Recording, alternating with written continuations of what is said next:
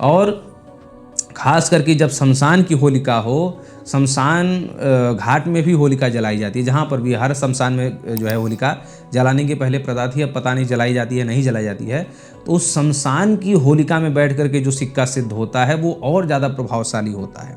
और ये सिक्का तिजोरी में रखा जाता है, व्यापारी लोग गले में रखते हैं जहाँ पर पैसे का लेन देन होता है।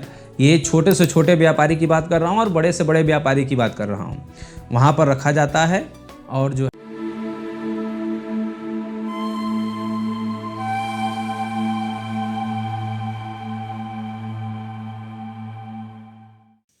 आप सभी को राधे राधे, जय श्री कृष्ण। मैं सूर्यकांत द्विवेदी कैवल्य ग्रुप की ओर से आप सभी लोगों का एक बार पुनः से हार्दिक स्वागत करता हूं। आप सभी लोगों का एक बार पुनः से हार्दिक अभिनंदन करता हूं। जब व्हाट्सएप ग्रुप और टेलीग्राम ग्रुप में ये मैसेज गया तो लोग पूछने लगे कि ये सिक्का कैसा होता है, इसका प्रभाव क्या होता है और इसके चमत्कार क्या होते हैं, और क्या होली में भी धन आकर्षण की क्रियाएँ की जा सकती हैं। हम हर वीडियो में ये बताते आए हैं कि होली, दीपावली, दशहरा ये सामान्य तिथियां नहीं होती हैं। ये मैंने हर वीडियो में बोला है, जहाँ पर भी साधना या विशेष मंत्र की चर्चा हुई है तो मैंने बोला है कि होली, दीपावली, दशहरा ये सामान्य तिथियां, सामान्य दिन नहीं हैं, ये विशेष होते हैं और अति विशेष होते हैं। ठीक है।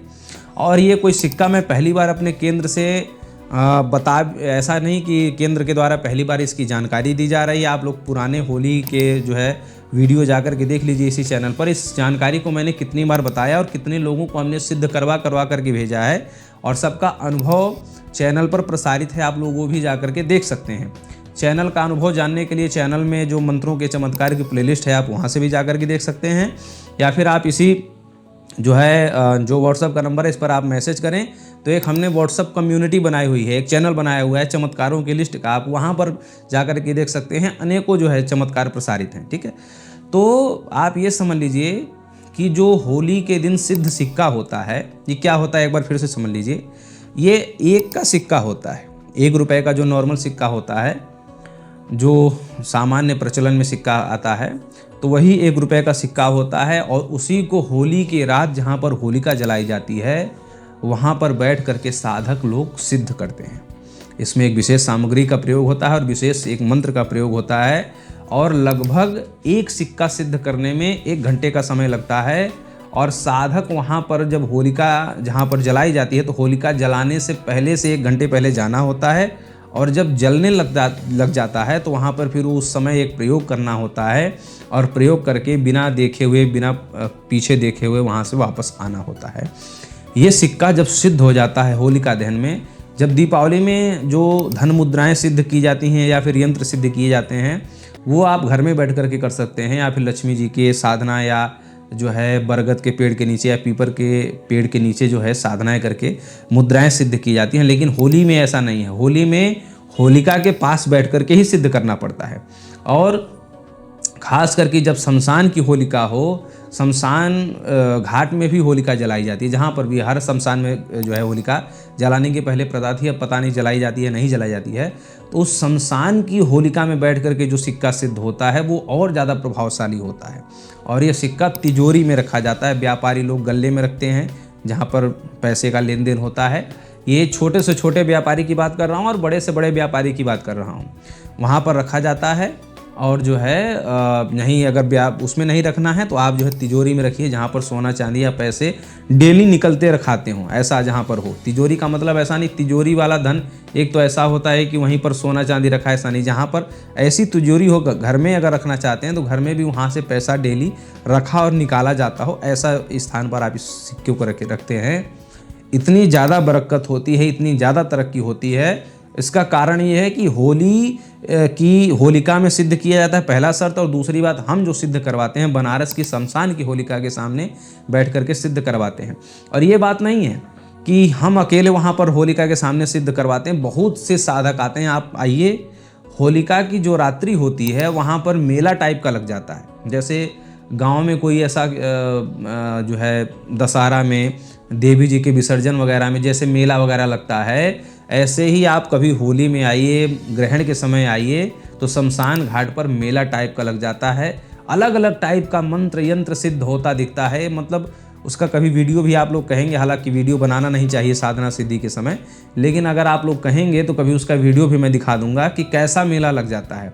और पता नहीं कहाँ कहाँ से कौन कौन से साधक क्या क्या भेष रख करके आते हैं, कोई कैसे कौन कौन सी विद्या उसी में देखने सीखने को मिल जाती है, अलग अलग प्रकार की।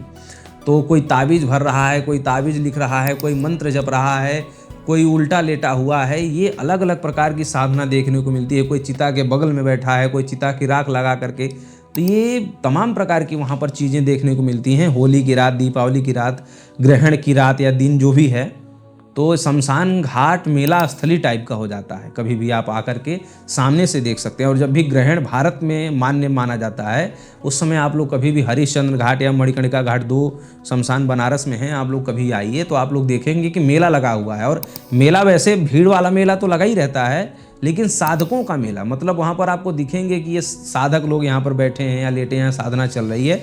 अलग ही टाइप का वहाँ पर पूरा वातावरण दिखता है, पूरा शांत और पूरा साधनामय दिखता है। ठीक है, तो वहाँ पर बैठ करके ये सिक्का सिद्ध होता है और ये बड़ा ही पावरफुल और बड़ा चमत्कारी सिक्का होता है।